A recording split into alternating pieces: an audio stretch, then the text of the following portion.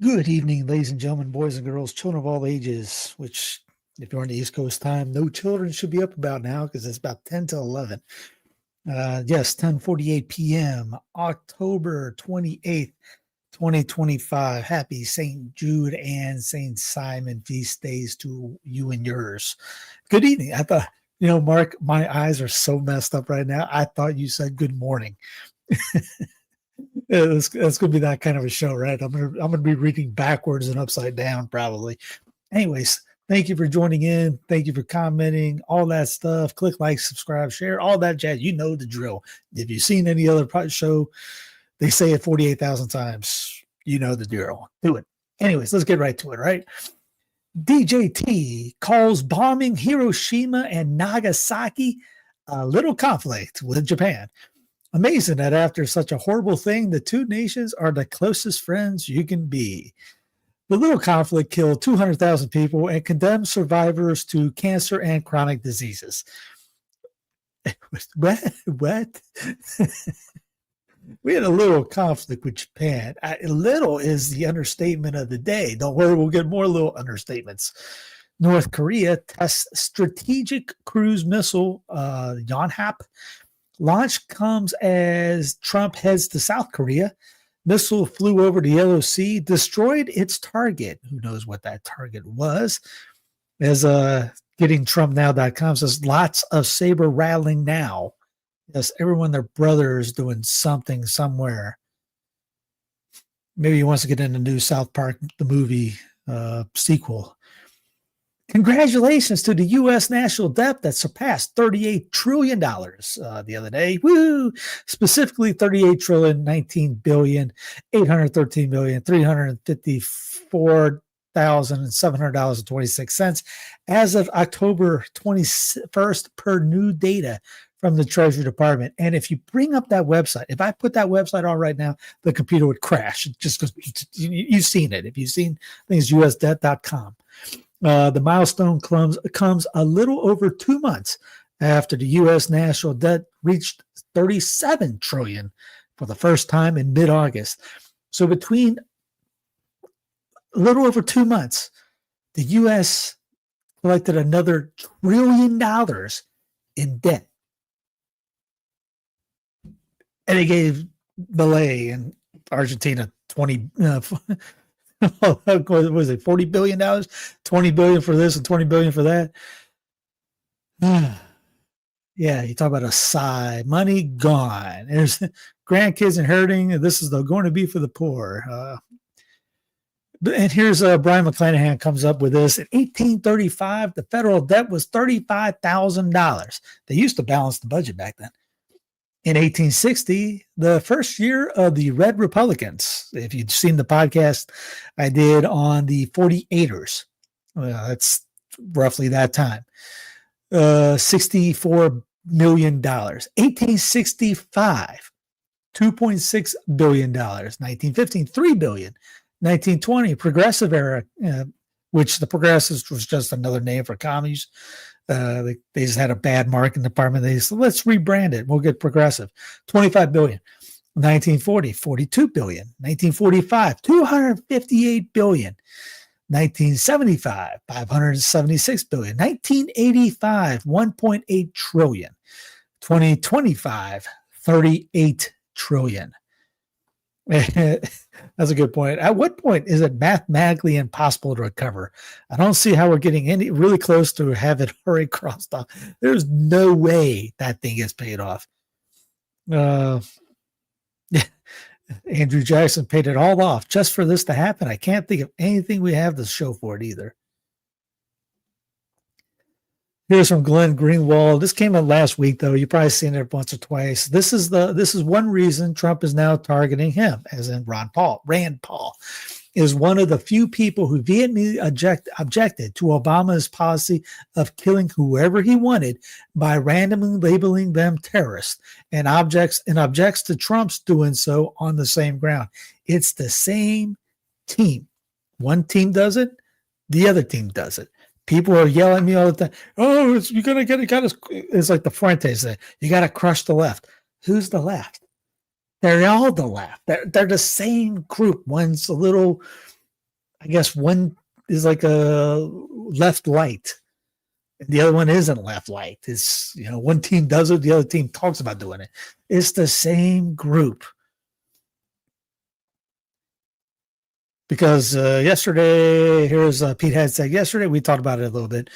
The direction of President Trump, the Department of War carried out 3 lethal kinetic strikes on 4 vessels operated by designated terrorist organizations, DTOs, trafficking narcotics in the Eastern Pacific. The 4 vessels were known by our intelligence. Dave DeCamp, they're on a real killing spree. Speaking of Dave DeCamp, let's check out the anti-war website, the War Pigs edition of the program. Netanyahu orders powerful attacks on Gaza. We'll talk about that here in a second. Which, hey, how about that ceasefire? Israeli drone attack in Gaza kills 2 Palestinians. Hamas says factions agree on post-war Gaza governance. U.S. bombs 4 drug boats, drug in parentheses, in the Eastern Pacific.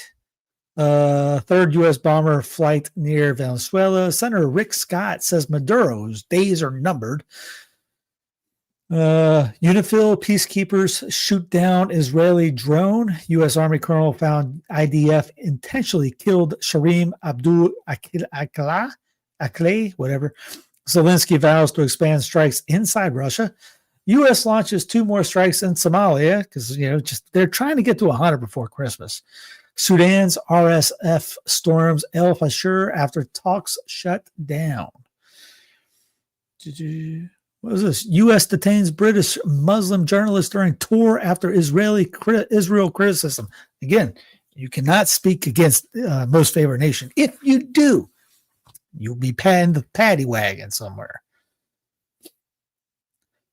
Here's Real Robert.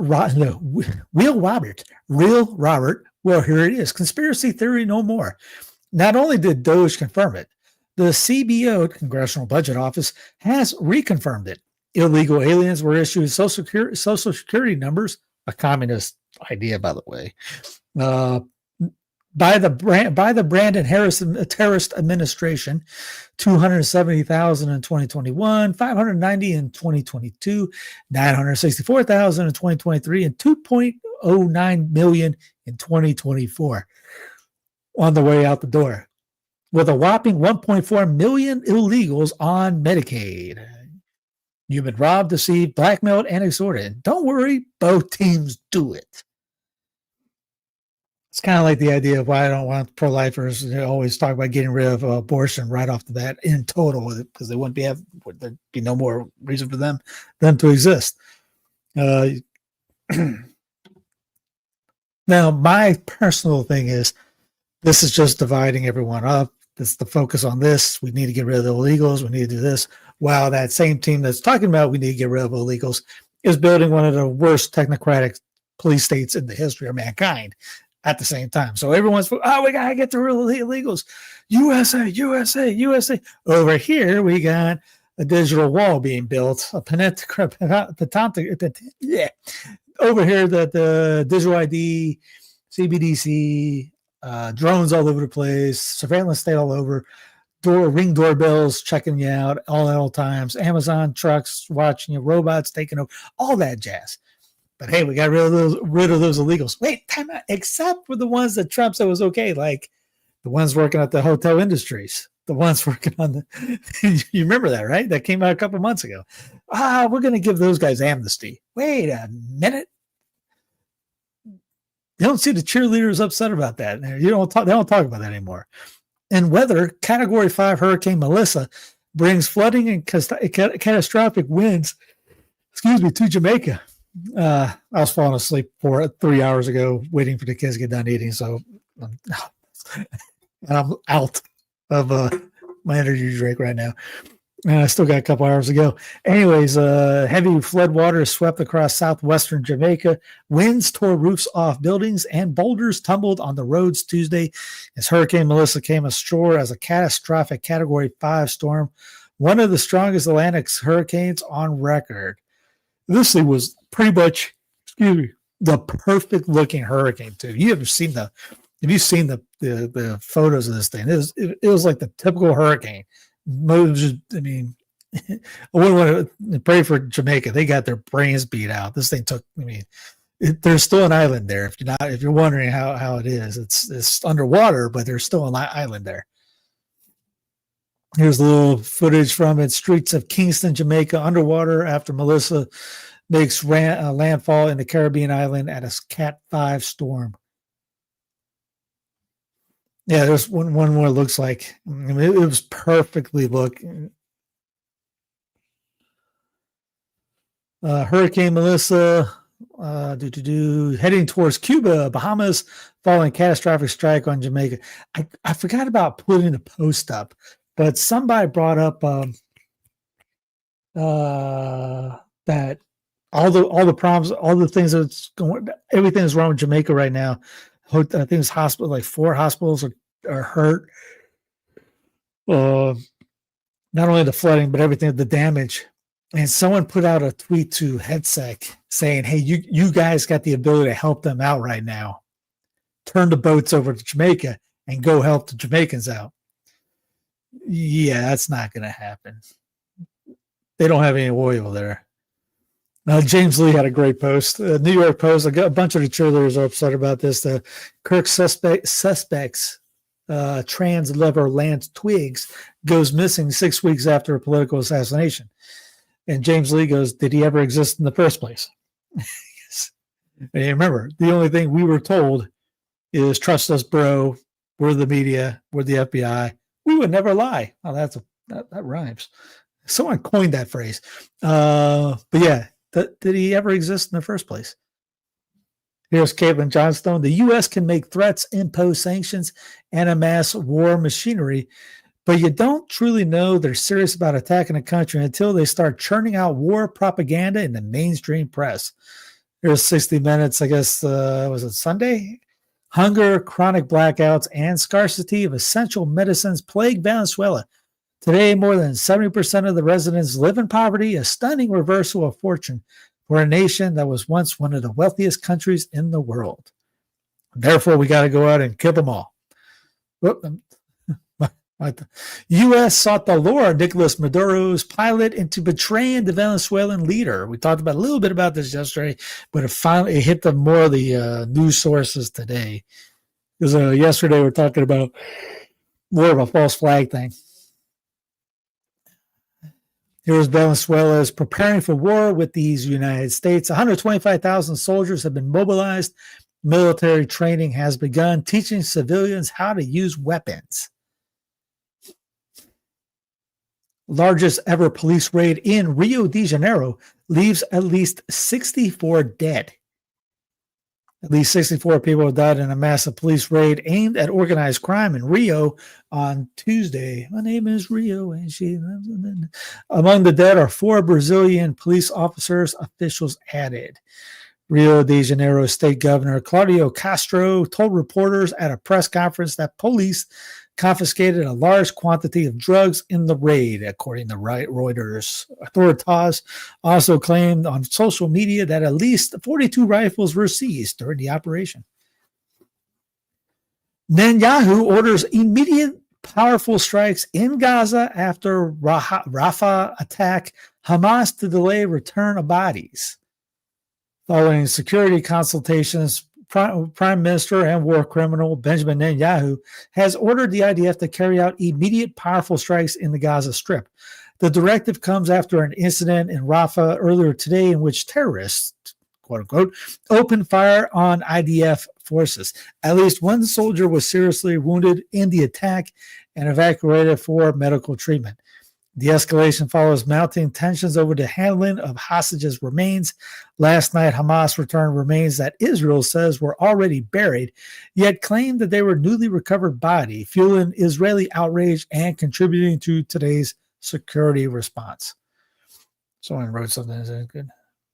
Alan, how you doing, man? Good evening to you. Netanyahu resumes raining missiles on Gaza. Several strikes shake several areas across the Strip. They almost got that whole sentence to use S at the beginning of every word. Al Jazeera footage shows attack on Al Shifa Medical Complex. I wonder how the priests are doing out there. It's a good thing Trump didn't get the Nobel Peace Prize for ending the war. Kill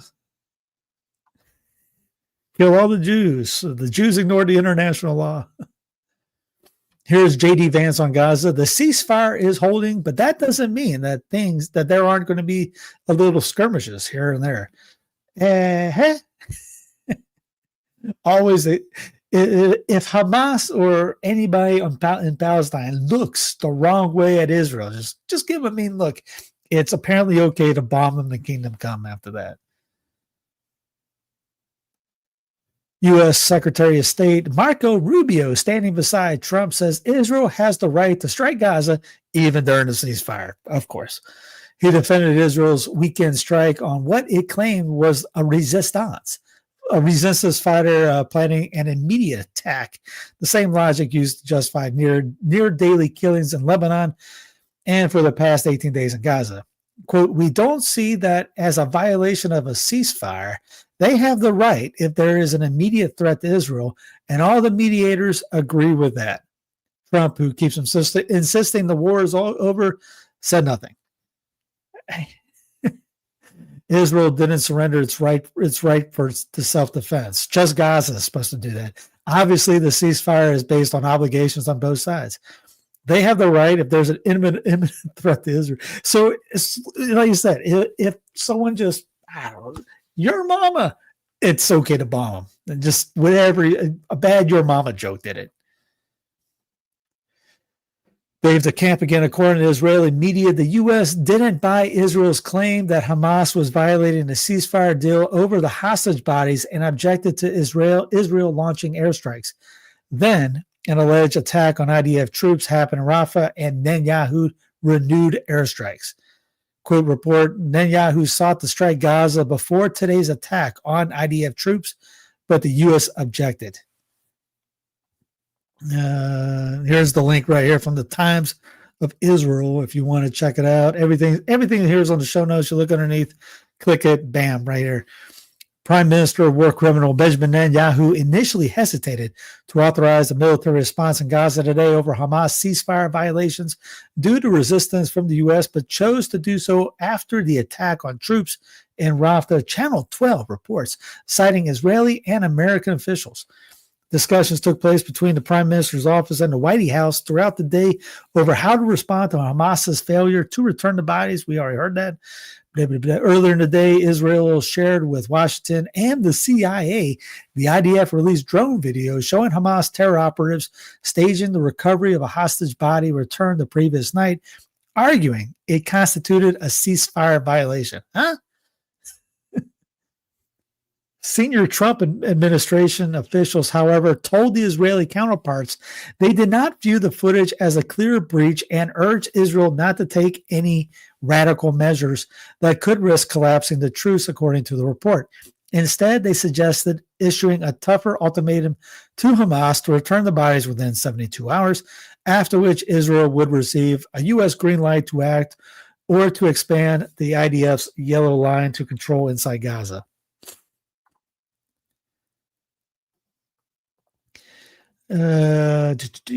Trump's social media platform to allow betting. And now betting's allowed. Social media network founded by once a future king, U.S. President DJT's Truth Social announced Tuesday that it will allow users to make bets on the outcome of real-world events using the platform. Trump Media and Technology Group, TMTG, if you're nasty, is capitalizing on a form of betting that has surged in popularity with phone-based apps that allow users to wager on topics ranging from politics and the economy to sports and entertainment. True Social will add betting through a partnership with Crypto.com, allowing users to bet on elections, interest rates, inflation rate changes, commodity prices on gold, or even events in all major U.S. sports leagues, according to the statement.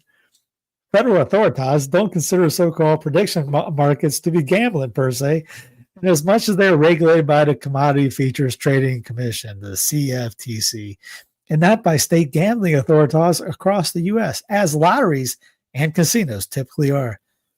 To secure a wager, the user purchases a contract for a financial product that yields a profit if the event occurs. Great giggly mogglies. How many of y'all going to go on social start betting? I mean, is there a parlay card for that? Hey, what we got today? We got an over/under on a ceasefire in Ukraine, Gaza. Take the over on Israel. There, I don't know about what I mean. In a sense, I love that they're making it this way, just to like throw more shade on the craziness that's going on. But people are going to be. He's got his own betting thing. Officials' access to FBI files in Charlie Cook case drew pushback. An inquiry by Joe Kent, no relation to Clark Kent, who leads the National Counterterrorism Center, is said to have alarmed Kash Patel.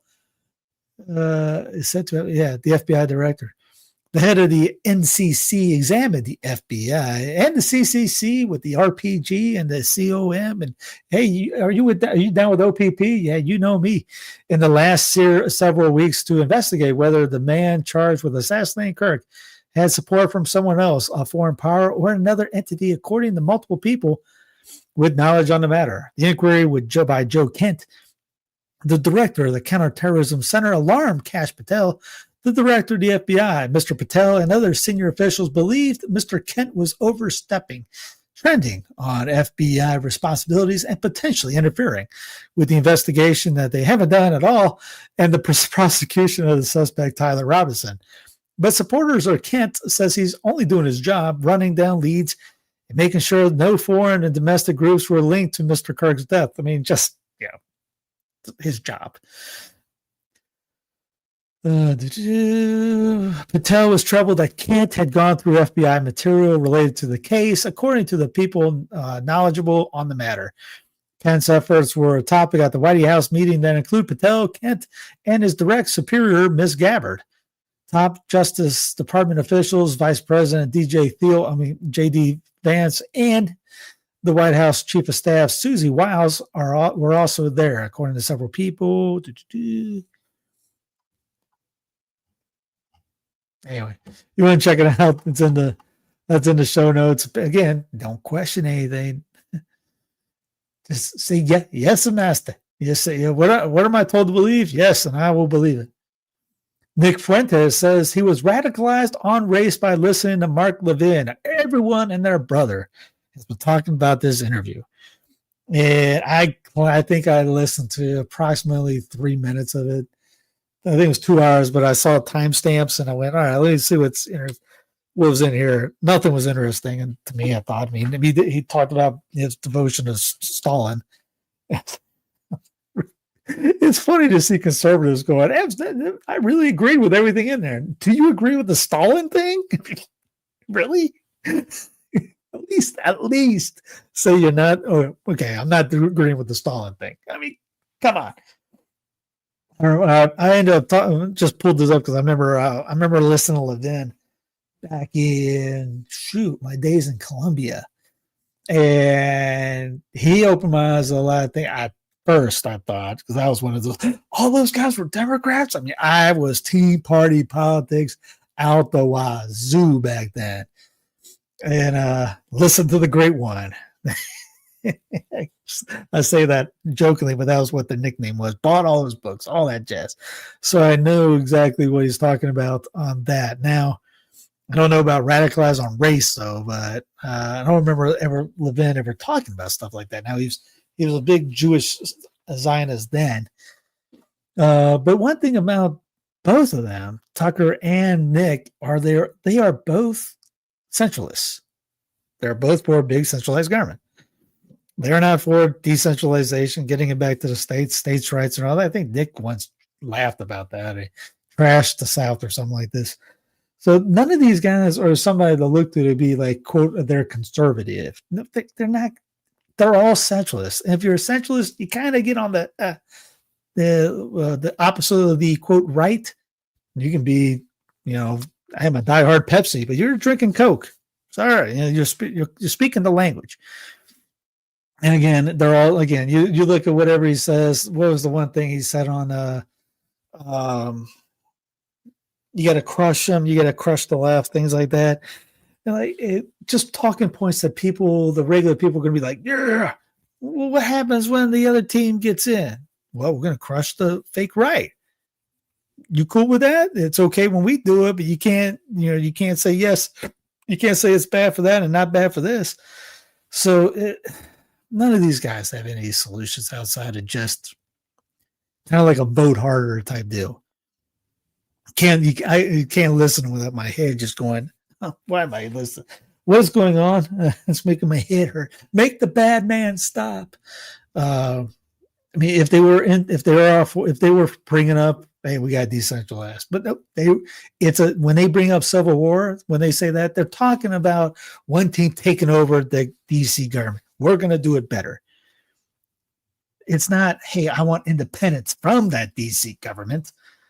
Just, we think we can pull that off better. And yeah, what are their plans? You've seen them. I mean, it's all centralized idea. Yeah, American first. I get that.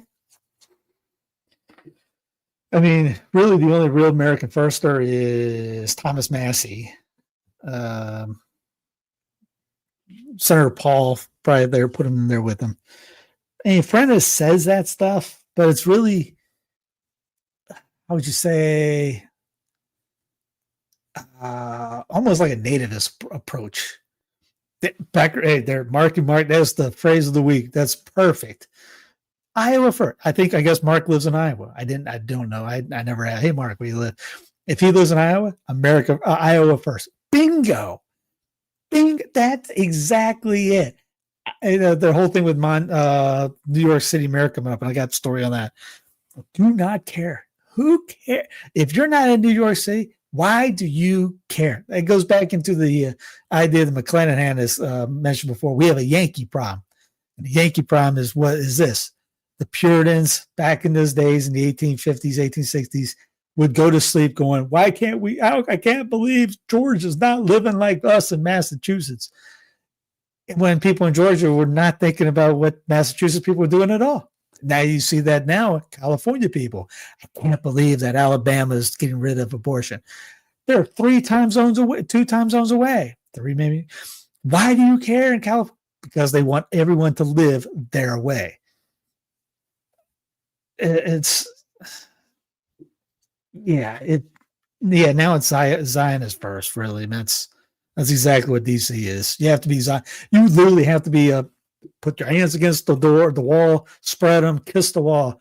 That's to get into DC right now. And both teams are like that. Plenty.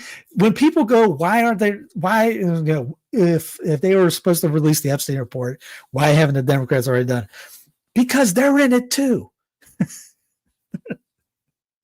They're all in it. It's when they say that whole, why don't the left do it because of the right? It's because they're all in. It's the George Carlin thing. It's one big party and y'all ain't in it. And y'all includes me. New York City. Yeah, New York City mayor candidates hunt for votes with 1 week to go. Assemblyman Zohan Mandini remains the front runner, and former Governor Andrew I Killed Your Grandma Cuomo is trying to catch him, while Curtis Sliwa refuses to be forced from the race. More than 220,000 ballots have already been cast. Again, as we have joked about last week, it is so nuts that you have Fox News over there pushing for Cuomo. Who's Cuomo? Oh, yeah. He's the socialist governor that used to be in there. Oh, wait. He's the good socialist. See, it's Mandini is a commie, and so are these guys. But he'll go ahead and tell you. It's kind of like Bernie Sanders. I'm a socialist. And then they crucify him for being a socialist. By the way, just making sure I'm not a fan of any of that. Just you have to say something like that because Steve's out there saying he's okay with socialist. No, one guy says he's a communist, just like the other guy says he's a socialist, and the other guy is crucifying him because I can't believe you don't want a socialist there. Hey, what are we doing? We're doing everything the socialists want to do. They do the same thing. Like Cuomo, He does the same thing that Mandini does. Mandini may go a little bit further or say he's going a little bit further, but they're all commies. They're all socialists. They're all the same darn thing. So, I mean, I don't care who, and again, I'm in North Carolina. I don't care who wins in that thing. It ain't my monkey.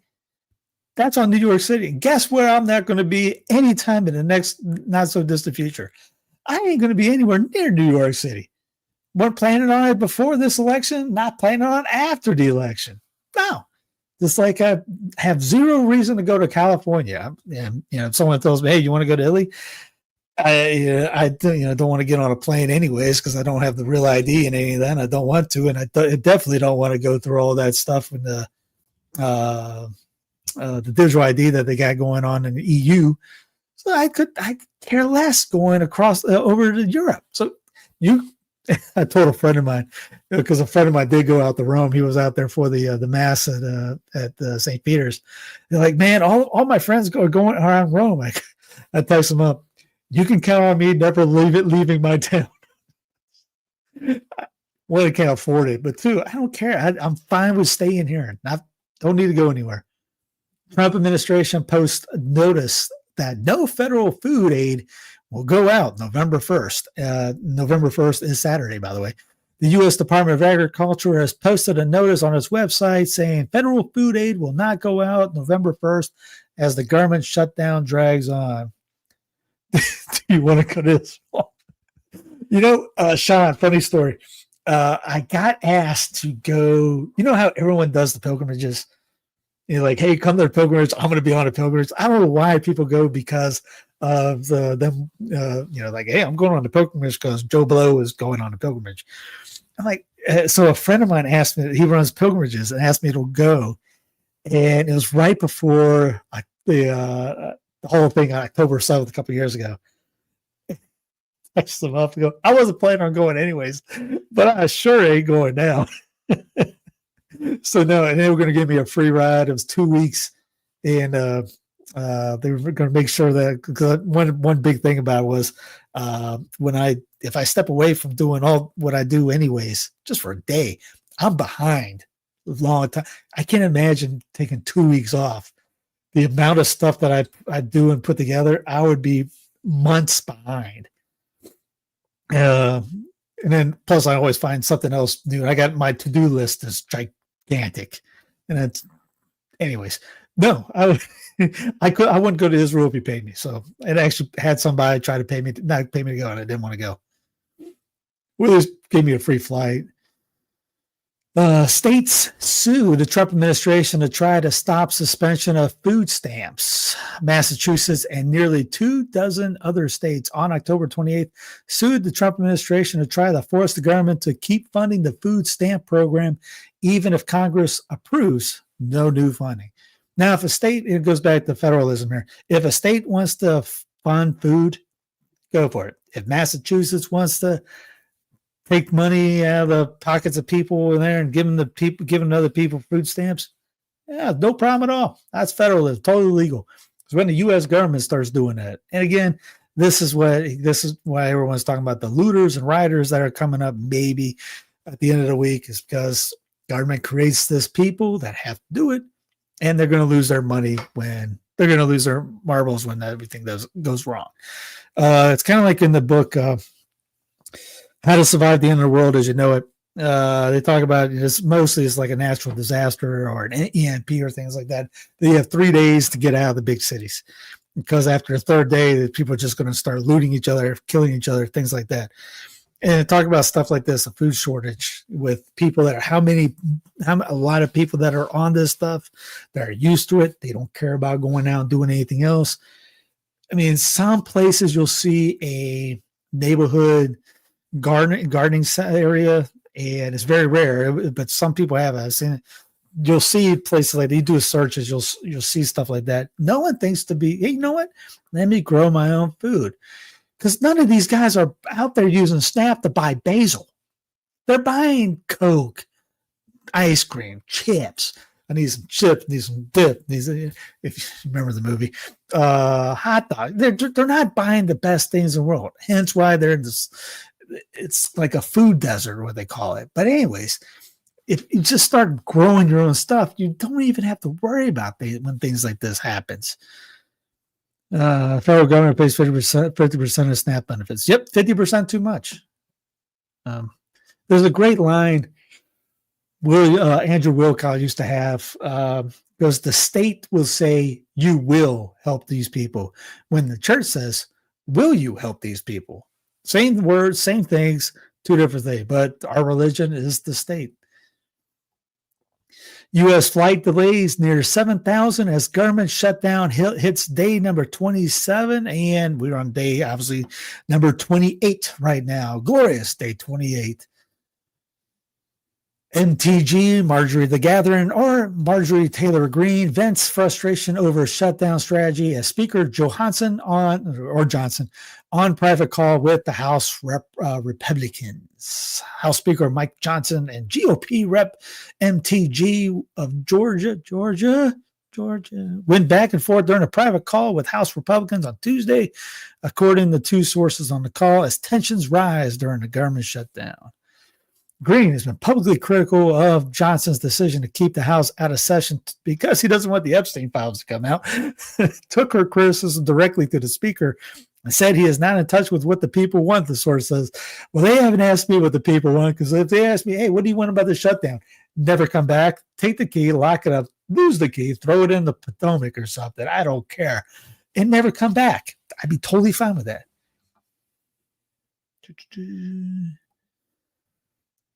Infinite Madness is Clown Planet News of the Day.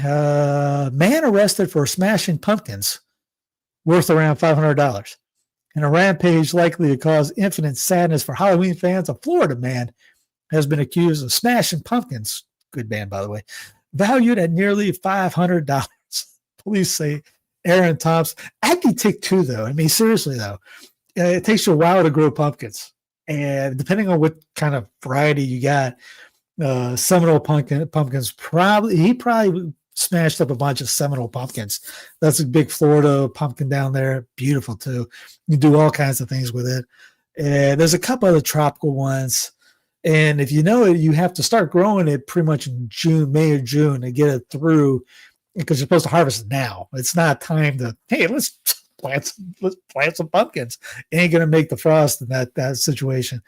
So yeah, there's a Epic Gardening had the same thing. It got somebody smashed his pumpkins. If you look at the Epic Gardening channel, Eric, he was talking about that. So people are going by, drive by pumpkin bashing, I guess, all over the place. It's a real thing. The struggle is real. A court to consider whether to hear challenge to same-sex marriage on November 7th. So if you take their calendars, that's, what is that? Is that Friday? Next Friday? Saturday, Sunday, Monday, Tuesday, Wednesday, Thursday, Friday. Yeah, next Friday. Somebody laughing at me. The court is scheduled to consider whether to hear Kim Davis's challenge to SSM at their private conference on Friday, November 7th. As a general practice, the court does not grant review whether considering a case at least two consecutive conferences. This is the first conference in which Davis's challenge will be considered.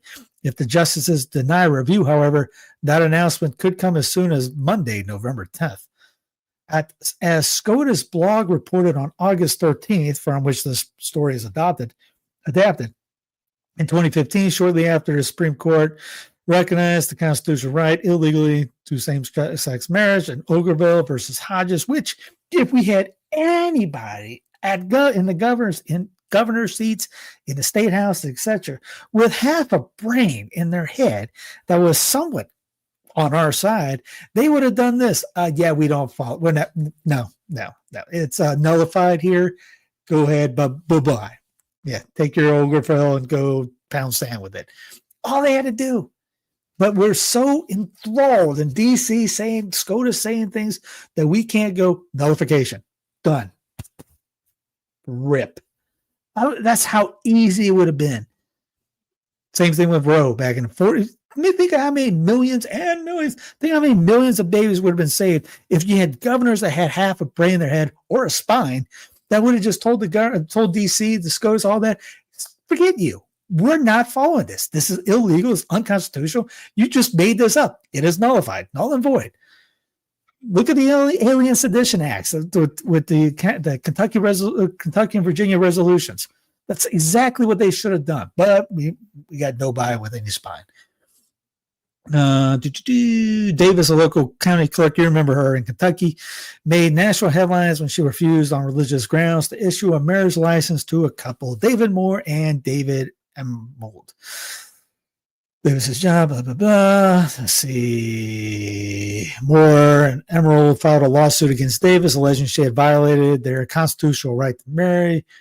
In a separate case regarding her refusal to issue any marriage license, U.S. District Judge David Bunning ordered Davis to issue the license to both gay and straight couples. Blah, blah, blah. She refused. Davis' office began state issuing in 2016. She appealed to U.S. Court of Appeals in the Sixth Circuit, where she argued, among other things, that she could not be held liable because issuing Moore and Emerald a marriage license would have violated her right to freely exercise her religion. Earlier this year, the Sixth Circuit rejected Davis's appeal. It reasoned that Davis is protected by the First Amendment when she is a private citizen, but she was acting on behalf of the government. If you know me, you know my is just fumes coming out. What in the world was that? But she was acting on behalf of the government when she denied Moore and Emerald marriage license, an action that was not protected by the First.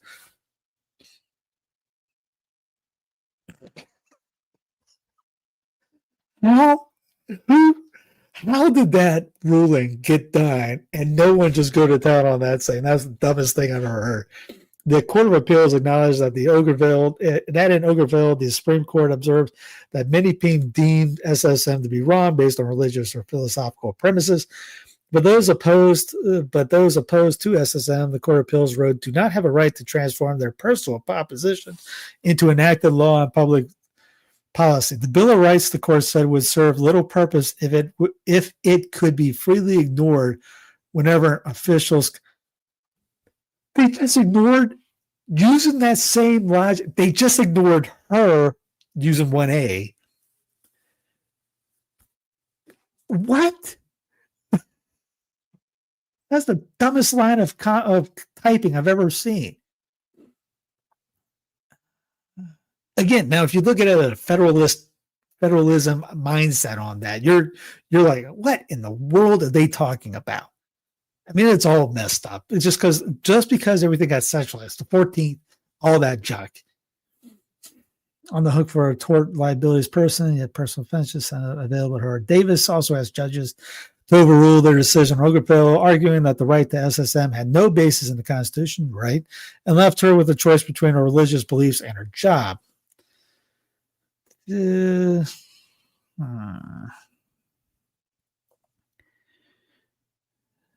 Davis filed her reply brief on Wednesday.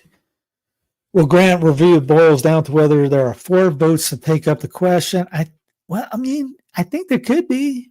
They won't want to grant review unless they're confident there's a 5th vote to overturn Ogerville. Now, just like Roe, don't push it out. I mean, Justice Thomas has talked about review going back to stuff like that the 14th had no business touching and overturning. He's going to have a breakdown. Dude,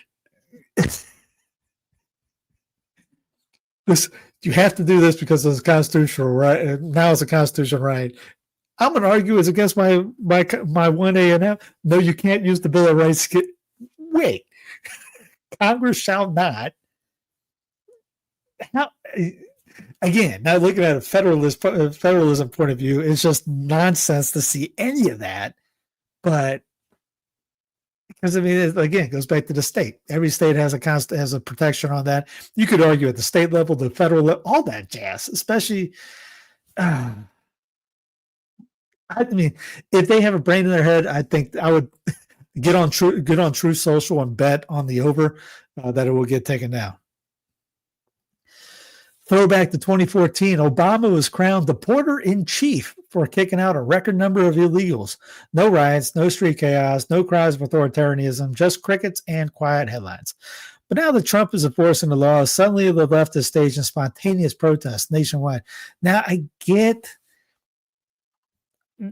as just like a couple other people have mentioned, it's not that he's getting rid of people, it's how he's getting rid of people.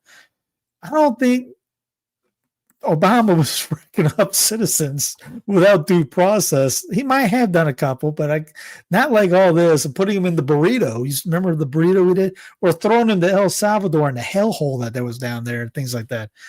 Now, are they both the same guy? Yeah. Obama and Trump are friends. But again, just like everything else, the fake left shows outrage when it's the Calhounian thing. When they're not in power, all of a sudden they remember what the Constitution looks like. More than half a million illegal immigrants deported from the U.S., says the DHS. Trump says he is prepared to send more than the National Guard into U.S. cities, which obviously that would be a violation of Posse Comitatus. In a speech to American troops assembled in Japan on Tuesday, Trump said he would escalate his orders to active duty branches of the military if he decides it's appropriate. And if he does that, everyone and their brother should be calling for his immediate impeachment and thrown into jail. Again, that's a violation of Posse Comitatus. He can't do that, right? That's straight up. There's loopholes to use the National Guard. There ain't nothing. There's no loophole for that one. That's straight up violation of that. ICE agent pointed gun at U.S. citizens, said, "You're dead liberal." Filing. A new court filing in Northern District of Illinois alleges that a federal immigration agent pointed a gun at a U.S. citizen and made a threatening remark during a protest in central Chicago's Little Village neighborhood last week. The October 26, 2025 filing states the officer said, "Bang, bang, and you're dead liberal." Again, Teen Party politics. New Mexico's free child care gamble. The state has promised universal coverage. Can it deliver? I don't care. I'm not in New Mexico. That should be everyone's thinking right off the bat. Just like Romney Care, Brains Romney, and Romney Care. That was a legal thing for them to do in Massachusetts. Illegal, what Obama did for the entire union. One was federalism. The other one isn't. It's a violation of 10A. New Mexico can do anything it wants. Like, you want to do free childcare? Go at it. That's the beauty about federalism. If it works in New Mexico, maybe someone else will do it. If it fails in New Mexico, guess what? The other 49 states don't have to worry about the failed experiment right there. Aggressive lab monkeys. This is not the Onion. I've seen 40,000 stories on this. Aggressive lab monkeys infected with herpes and Hep C escape following truck crash. A truck full of diseased lab monkeys escaped following a crash. Police are urging residents to stay alert. This is in Jasper County, Mississippi. Mississippi Queen. Oh, yeah, one of my old teammates, he played he was a Tulane University guy. Crashed on I-59. Could interstellar object 3L Atlas have slammed on brakes in Black Swan event? Okie dokie. Mysterious comet 3-1 or 3L something, 3-something Atlas has just done something which looks like controlled maneuvering, according to a scientist who made headlines claiming it could be an alien spacecraft. Okay, good night, everybody. No more drugs for that guy. In sports, this is the new way of getting. That's a half quit.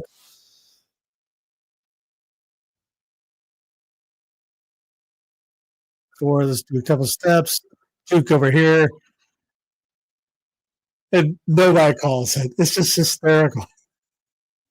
In other sports, the World Series. This is the top of the 14th, bottom of the 14th. Get off me, ball. He's walking off proud for a warning track power out. Hit the weight room, son.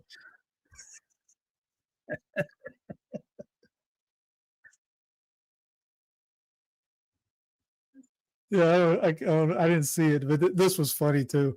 Someone asked Mookie Betts, when you lay down tonight and you put your head on the pillow, what guy are you thinking about today?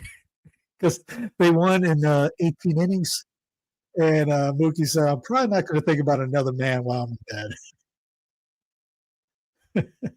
I thought it was funny.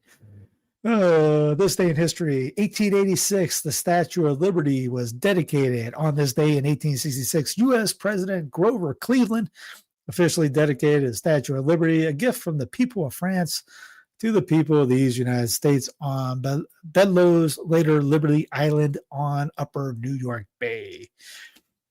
2023, Matthew Perry died at age 54 with acute affections of ketamine. 2007, Argentine lawyer and politician Cristina Fernandez de Kirchner became the first woman elected president of Don't Cry for Me, Argentina. 1971, Great Britain launched Prospero, the first Earth satellite. 1967, Julia Roberts was born, and she still puts on makeup to make her look like she's 24.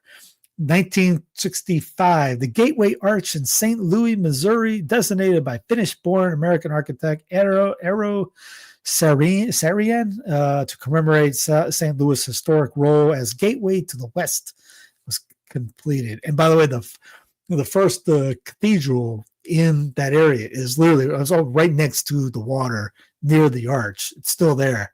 I got photos. One day I'll get back to how the religion got in all the states. Yeah, I got video of all that from Follow the Smith and all that stuff. Because literally, you think about how did the cathedral literally it's a sandwich from the water. Outside looks terrible. Inside looks all right. 1962, Soviet Premier Khrushchev capitulated to U.S. demands to halt the delivery of nuclear-armed missiles to Cuba, bringing an end to the Cuban Missile Crisis. 1955, American computer programmer, entrepreneur, and terrible human Bill Gates was born. 1919, the U.S. Congress overrode President Woodrow Wilson's veto and passed the Volstead Act, providing enforcement guidelines for Prohibition. 1918, two people and other leaders issued a proclamation announcing the formation of an independent Czechoslovakian state. Another independence movement. Yay. 1914. American physician and medical researcher Jonas Salk, who developed the first safe and effective vaccine for polio, which did nothing really, was born. 1790, Spain, yielding the British demand, signed the convention that resolved the Nootka Sound controversy. 1726, Anglo-Irish author Jonathan Swift anonymously published travels into several remote nations of the world, later called Gulliver's Travels. Good way to shorten that. He needed an editor in 1726, a keystone of English lit that helped give birth to the novel form. In 1636, Harvard University, the oldest institution of higher learning in these United States, was founded by the Great and General Court of the Massachusetts Bay Colony. Anyway, safe and effective. Have a great night, ladies and gents. Appreciate you coming on here. Click like, subscribe, all that jazz underneath in the show notes. I think that thing's click. I thought I clicked it. It's not coming up now. There we go. Don't forget sensitivefidelium.tv for your app. Updated for the whole week. A lot of videos. I got the alert. You're almost at the max on the videos. Anyways, God love you. Have a great rest of the night, and I'll see you tomorrow.